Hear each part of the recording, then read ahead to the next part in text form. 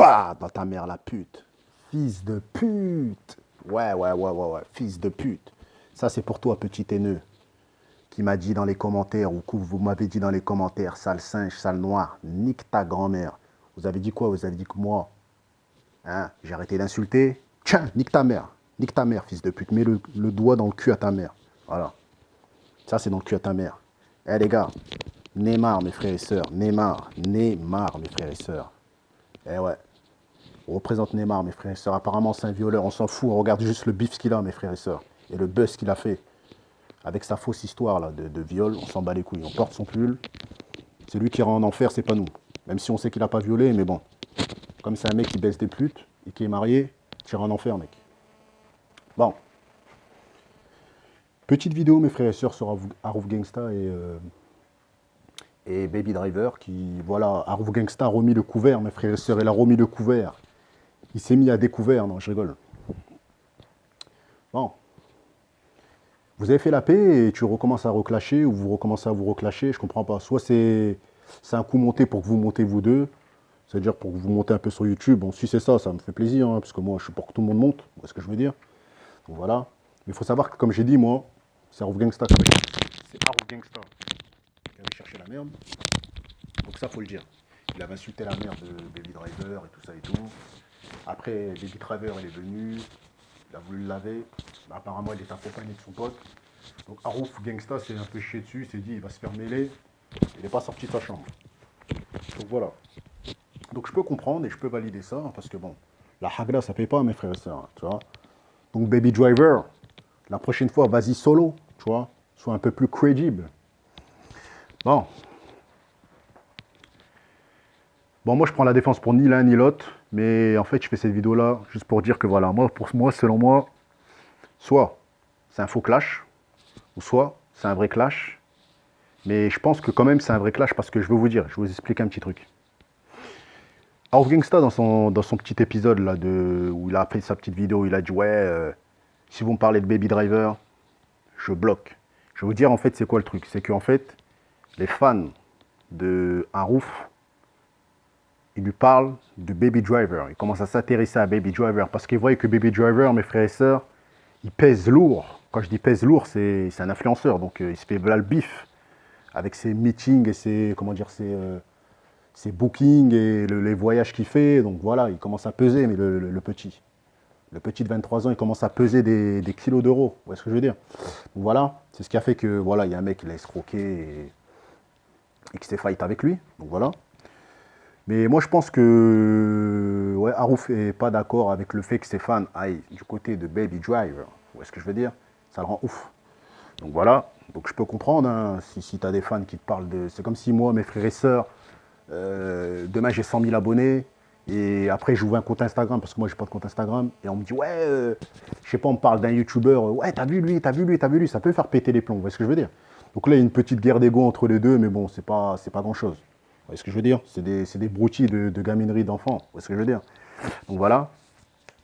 En plus, il dit que Baby Driver a ouvert un compte Meslin91, c'est-à-dire avec son blaze là, de freestyle et tout. Donc voilà. Mais c'est pas de ça que je voulais parler. Moi, je voulais parler vite fait comment dire, de Harouf Gangsta.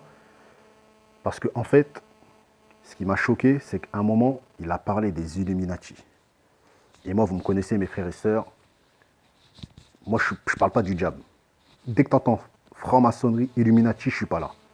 Et apparemment, Harouf Gangsta, avec son pote, aurait parlé de ça. Il a mis ça sur sa page YouTube, sur son Instagram. Et les gens, ils ont relayé son histoire et ils l'ont mis sur YouTube. Et j'ai vu que le mec, il s'y connaissait. J'étais choqué. Donc, Harouf Gangsta, mes frères et sœurs, selon moi, a été approché par ces gens-là. Pour le faire monter. Parce qu'en fait, les Illuminati, en fait, ils peuvent te faire monter. Ils peuvent faire de toi quelqu'un de hyper connu, comme Booba ou comme beaucoup de rappeurs connus. Après, je ne vais pas citer les noms, parce que je ne connais pas qui est réellement dedans. À part Booba et... Après, je ne veux pas sortir tous les blazes, vous voyez ce que je veux dire. Mais voilà, en fait, je pense que... En fait, Harouf Gangsta, c'est un mec, il est un peu bête. Moi, je vous dis la vérité, je pense qu'il a vraiment, ouais, il a vraiment un souci psychologique. Parce que le mec, il dit qu'il y a 32 niveaux. En fait, c'est comme si, en fait, il a parlé avec des gens qui étaient dans le domaine-là. Ils lui ont expliqué comment c'était. Et lui, il parle avec son pote, en fait, pour dire, ouais, voilà, est-ce que je le fais ou est-ce que je le fais pas? En fait, ça, c'est pour te faire monter. Vous vois ce que je veux dire? C'est pour le faire monter. Et il a fait Zerma, ouais, quand on arrive à un certain niveau, on doit tuer des bébés. Il s'y connaît trop. Et quand un mec il te parle de ça, les frères et sœurs, c'est très très dangereux. En tout cas, Harouf Gangsta, moi, à la base, tu sais, il y a des mecs qui venaient me voir dans la rue, parce que j'ai fait quelques vidéos sur toi, ils me disaient, ouais, t'en penses quoi d'Harouf Gangsta? Je leur disais, les gars, moi, ce mec-là, je comprends pas pourquoi les gens le clashent. Il a fait son buzz. Voilà. Laissez-le faire ses bails. Il fait ses petits freestyles, normal. Donc voilà, moi, j'ai jamais rien eu contre lui à la base. Mais dès que tu me parles du diable là sur internet, tu me dis que toi, mec, toi, tu as été approché par ces gens-là, peut-être même que tu es dans le délire, et peut-être même, c'est ça qui a fait que tu es passé voilà, de 17 000 abonnés à 37 000 abonnés, et c'est ça qui a fait que peut-être tu as les vues dans ton clip, dans ton dernier clip, parce que le premier clip, tu as fait 1 million de vues, mais en presque un an. Mais le deuxième clip, en même pas un mois, presque 1 500 000. Donc, vous voyez ce que je veux dire? Donc je pense que moi, selon moi, hein, après, je ne veux pas confirmer parce que j'ai pas, voilà, j'ai pas les connaissances pour vous dire à 100% qu'il est dedans. Mais il est suspect, ce mec-là. Il est suspect, il est très très dangereux.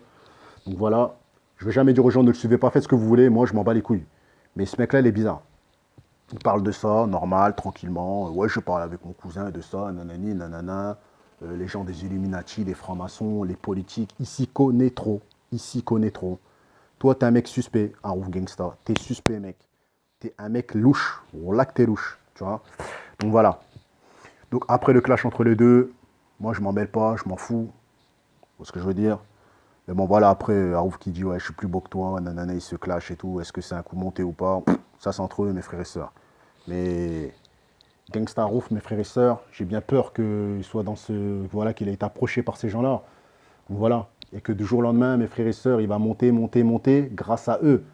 Et il a fait l'erreur de parler de ça. Fallait jamais parler de ça, mec. Parce que là, maintenant, t'es suspect, mec. Tu vois, t'es suspect. Tu vois, t'es suspect. Moi, je pense que t'as été approché par ces gens-là. Et voilà. Donc voilà, c'est quand même triste que pour monter, des mecs de cité, tu vois, ils passent par ces choses-là. Franchement, n'importe quoi. Voilà, vous êtes des malades mentales, les gars. Franchement, mieux vaut être un rappeur dans l'ombre que être un rappeur prostitué par la franc-maçonnerie ou par les Illuminati. Je sais pas, tu dis les juifs, ils sont dedans, ceci, cela, mais toi-même, tu vas être dedans ou tu es dedans. Donc voilà, donc arrête de parler de ça. Il y a des gens qui te suivent. Arrête de parler de ça. Après, il y a des gens, ils vont essayer de percer, ils vont essayer de vouloir rentrer dans les trucs de jab. Calme-toi, mec. Calme-toi, mec. Et arrête tes conneries, frère. Continue tes petits clashs, mais arrête ça, frère. Parce que voilà, nous, on n'aime pas ça, nous, on peut te monter en l'air, frère. Tu vois, il y a ton adresse sur YouTube et tout le monde sait où tu habites, frère. Arrête ça, arrête ça. Arrête de parler des trucs de malade comme ça. Tu veux pervertir la jeunesse, c'est quoi ton délire, espèce de fou, hein. Voilà, c'est la petite vidéo que je voulais faire.